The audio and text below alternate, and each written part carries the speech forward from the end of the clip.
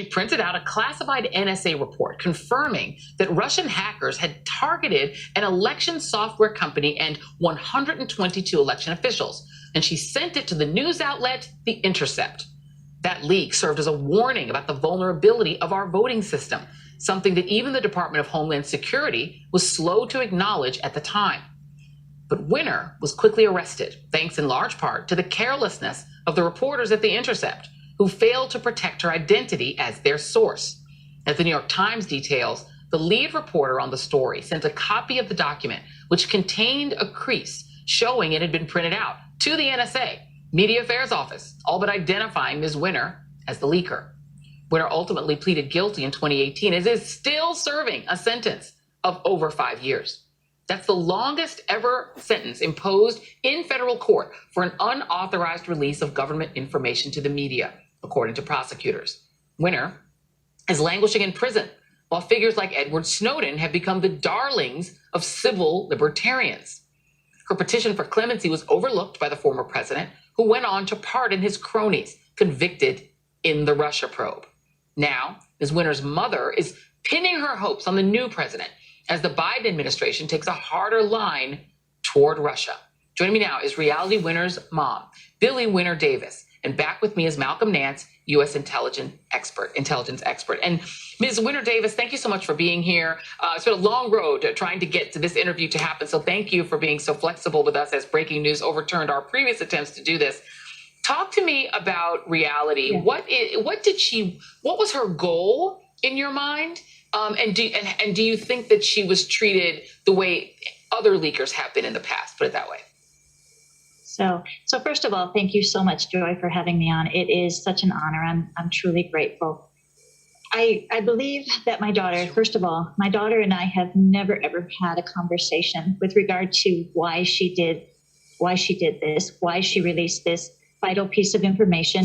But knowing my daughter and looking at her social media posts and the interrogation that the FBI did with her, my daughter believed that Trump was the very worst thing that could ever happen to America for many reasons, as a lot of us.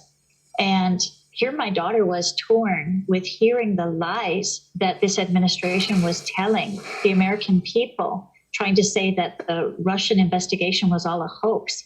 And my daughter had a piece of evidence right in front of her, and she needed this to get out to the American people. And no one else was releasing it, and she took it upon herself to do it for us. Do you think that she went to this particular news outlet because it had been involved in the past in issues like the Edward Snowden case? Did she think that was a sympathetic outlet for her? And what do you make of what happened as a result of that same news outlet not really concealing her identity? Yeah, I'm not really sure about why Reality went to The Intercept. I know that, anybody in NSA is, warned about Edward Snowden, and I know that there's a natural curiosity to go there, go to The Intercept. And so I really don't know that piece of it. And I do realize that mistakes were made. Mistakes were made both by The Intercept and by my daughter that led the FBI straight to her door. But I can't blame The Intercept for what's happened to my daughter. I blame Trump, and I blame Trump's DOJ for what's happened to my daughter. They're the ones who arrested her, who denied her bail, who have persecuted her under the Espionage Act, who have denied her compassionate release, and who have made sure that she got the longest ever sentence for a crime of this nature in the United States. I blame Trump. I blame his DOJ for this. And, Malcolm, let me bring you in here because, you and I've talked a lot about the Snowden case, and he is sort of a cause célèbre for people who see themselves as civil libertarian sort of, purists. But the House Intelligence Report in 2016 found that the vast majority of the documents that Mr. Snowden stole really had nothing to do with programs impacting individual privacy interests. They instead pertained to the military, defense, and intelligence programs of great interest to America's adversaries. And he is now in Russia, where he has safe haven.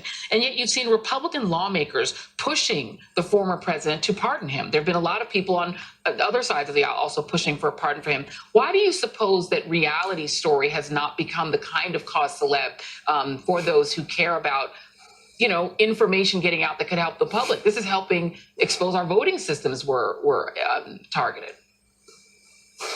Well, first, let me give my thanks to Miss Winter's mother. I know exactly where your daughter comes from. I was a cryptologic linguist. She was a Persian linguist. I was an Arabic linguist. We went to the same schools, the same training facilities. I've been assigned to the same place that she was assigned at some points in her career.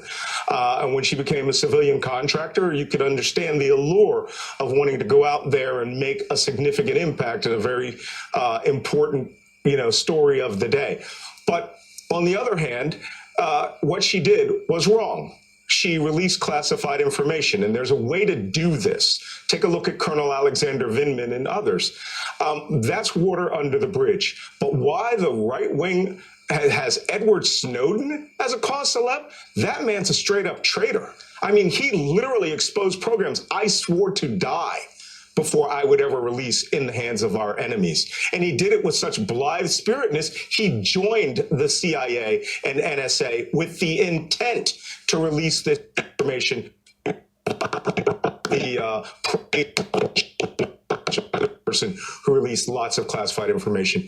There is a way for Miss Winter to get a pardon. She needs to show remorse, come out and expose, what she did. We all know what that is. And to show that in comparison, General Michael Flynn, the former director of Defense Intelligence Agency, was committing crimes that he admitted to the FBI. Put it in context. There's a system out there now. There's a new president. And, it won't be considered a corrupt pardon if Reality Winner is released, as opposed to, I don't know, Steve Bannon. Yeah. And is that something that you intend to do, Ms. Winter Davis? Do you intend to try to seek a pardon for your daughter? And are you hopeful that it could happen now that there is an administration that's actually sees Russia as an adversary and not as something to aspire to duplicate? So right now, Reality has a petition for clemency on file. And that's pretty much what we're pushing right now. Just commute her sentence, let her out. She is suffering not only in a maximum security prison, but in a maximum security prison that is infected with COVID. And also they're in lockdown conditions. She is suffering, and I just want her home. I want her out. We can look at the idea of a pardon later on, but what I want right now is I want Joe Biden to look at her. She's no threat at all to society. There is no reason to keep her locked away in prison at this time. And I just want for President Biden to look at her and to commute her sentence and bring her home. Yeah. Well, we hope that your daughter does get that opportunity and that the Biden administration will take a second look at this case. Billie Winter Davis, Malcolm Nance, thank you both very much. And that is tonight's ReidOut. Thank you all for watching. All In with Chris Hayes starts now. Tonight on All